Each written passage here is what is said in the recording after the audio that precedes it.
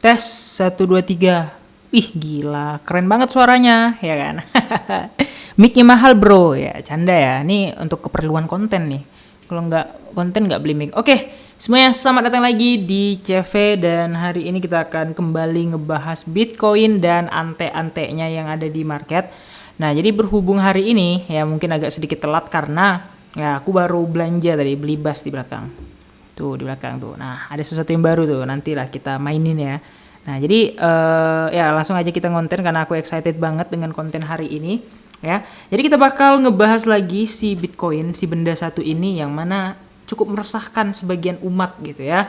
Nah, jadi kan banyak yang nanya, "Bang, ini lanjutnya long apa short atau ini kira-kira sampai berapa lagi Bang naiknya atau turunnya?" gitu kan.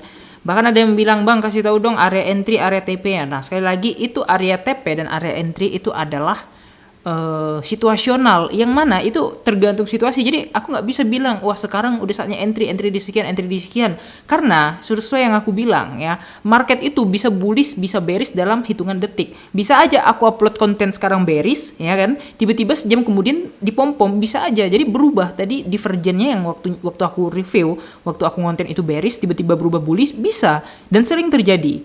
Yang artinya itu nggak valid. Jadi makanya aku buat grup ya, yang sekali lagi nggak semua orang bisa masuk, yang mana di grup ini itulah aku ngabarin biar apa, biar tidak terjadinya kesalahpahaman. Aku bilang tadi bullish di video, tiba-tiba kejadiannya turun. Nah, jadi di grup itu aku lebih mudah ngupdate nya, karena kan nggak mungkin dong ya kan tiap detik aku ngupdate bikin video, itu kan nggak mungkin.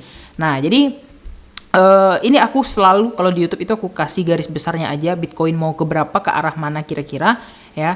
Nah, jadi di sini ya sekali lagi disclaimer on, ini adalah trading plan aku. Bagi yang tidak setuju, tidak cocok dan segala macam, skip ya, sekali lagi ya, boleh di skip.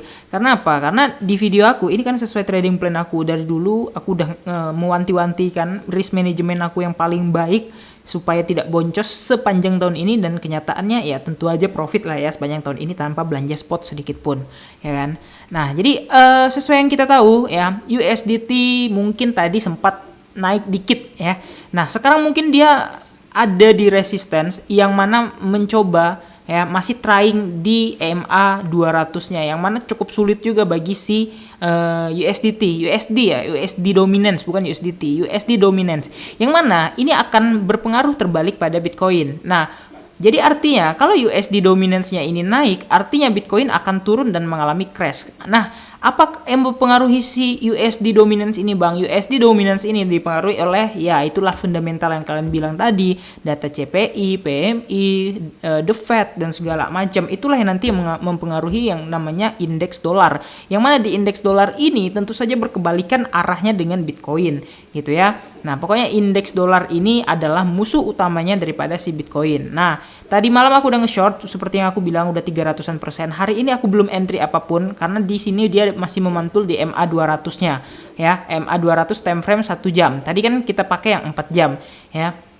Kalau 4 jam udah jelas banget si Bitcoin nge-reject, dan kalau kita hitung ya, ini dari area rejection, dari area aku entry mungkin tadi udah sekitar 3%-an, tapi kalau sekarang mungkin sisa 2,3% aja lagi di sini kalau kalian perhatikan. Nah, yang mana harusnya ini tadi aku berpikir ini udah nge-retest daripada resistance, and then dia mau melanjutkan penurunan, tapi ternyata ya dia masih sideways di sini. Dan apakah dia akan membuat pola baru ya, kita nggak tahu. Yang penting Bitcoin sedang mencoba untuk retest di resist yang ini ya. Dia akan mencoba retest resist yang ini. Apakah berhasil atau enggak itu urusan belakangan. Yang penting dia akan mencoba retest lagi apakah dia membentuk fase distribusi baru turun ya, ini plan A, atau dia naik lagi. Naik untuk kemana? Untuk nge-retest lagi ke MA 200, karena MA 200-nya kan bakal kayak gini nanti, ya kan. Nah, dia nge-retest 2 kali, biasanya yang kedua kalinya ini akan baru langsung terjun begitu dahsyat gitu. Nah, banyak yang berpendapat kalau ini belum bullish, maksudnya ini belum bottom ya. Nanti aku kasih tunjuk beritanya mungkin di video besok pagi aku akan tunjuk, karena itu untuk video terpisah aja.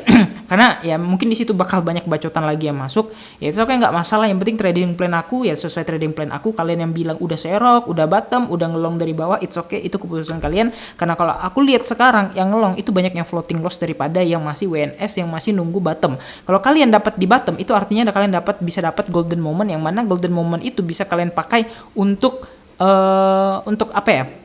sebenarnya nggak perlu kalian leverage 125 atau berapa. Kalian leverage 3 kali aja atau 5 kali aja dari sini sampai atas dengan margin cross gitu ya. Nah, artinya kalian bisa profit yang sepersekian besar dalam waktu ya nggak sebentar, dan tentu aja ya kalian harus berbaik hati kalau suatu saat kalian take profit nih, dalam tanda kutip nih take profit, dan kalian melihat fee-nya itu besar. Dan itu sudah biasa terjadi. Tapi ya udahlah, yang penting kan profit ya. Kalian bayar fee juga nggak masalah. Tapi funding fee-nya itu kan kadang positif, kadang negatif, kadang memberikan dampak bagi kita, kadang enggak juga ya, tergantung lah open kita gitu ya. Kalau kita ngelong ya berarti kalau nggak ada funding fee ya berarti bagus gitu kan, berarti kita nggak perlu bayar. Nah, intinya biaya nginepnya aja sih yang nanti tergantung dari funding fee yang di reset selama 8 jam sekali. Oke, nah jadi untuk saat ini apakah yang akan dilakukan ya, aku akan menunggu ya, menunggu di area sini lagi ya. Nah, karena di sini adalah area konfirmasi yang mana kalau kita melihat konfirmasi di sini apakah retest, apakah naik, apakah turun, itu semuanya kunci itu di sini ya. Nah, karena kita sambil menunggu juga pergerakan dari EMA 200-nya ini yang makin lama makin turun. Sekarang EMA 200-nya sisa di berapa tuh? 17375. Kemarin kan di sini ya 17450, sempat juga di sini ya. Jadi dia semakin turun, yang mana nanti dia semakin dekat dengan candle dia akan nge-retest. Kalau berhasil retest di atas itu artinya udah bullish trend. Ya, sekali lagi ya, kalau gagal udah bearish. Kita kan masih gambling antara reject atau antara tembus. Udah di situ aja kuncinya ya. Nah, kira-kira kayak gitu aja. Semoga bermanfaat videonya. Jangan lupa untuk like dan subscribe. Kita bertemu lagi di video-video selanjutnya. Bye bye.